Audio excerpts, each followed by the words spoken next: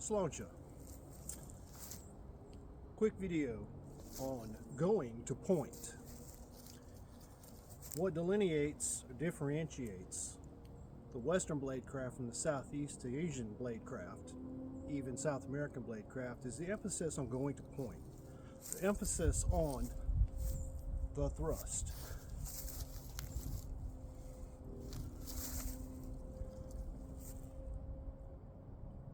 You should feel whenever you thrust as if the blade is being pulled to the target.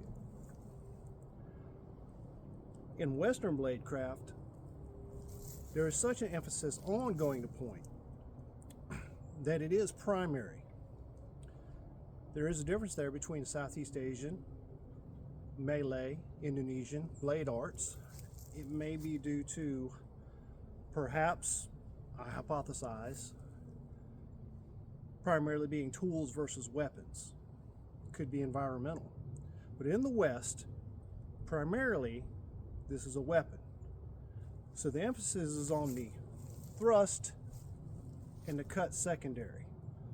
The cut follows the thrust. Versus in the Southeast Asian arts, the thrust follows the cut. How should I hold this to effectively get a thrust? Well, one, and I don't know if this will come through on camera on this short video, but the blade should be, generally speaking, lined up with the arm. Not like this, but lined up with the arm, with the point directed at the opponent's vision area. Your grip should not be too tight. If it's too tight, it will slow your thrust and telegraph. If it's too loose, there's an opportunity there for the opponent to beat the blade out of your hand. Okay? How should I grip it? How tight? Should the thumb be behind the guard or around the side? It varies. But I think you should hold your weapon like you're holding a child's hand crossing the street.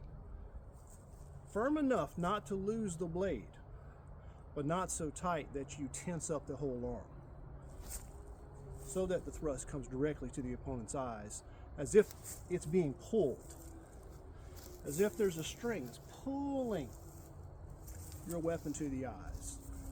Then you can get your thrust. This is the general way. This will give you an idea of how to start, and it works with smaller blades as well as larger blades. From here,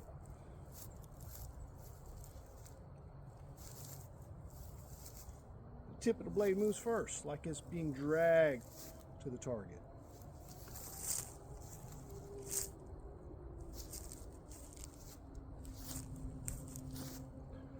With a knife instead of a sword, you don't want to lunge this too far. Don't overextend yourself so that you can't recover. That's enough. There is a blind spot right between the eyes. If you do this right, and I say practice in a mirror, so that you begin to not have your blade showing too much of the side, but generally speaking, directly lined up with the opponent's vision. Give it a go.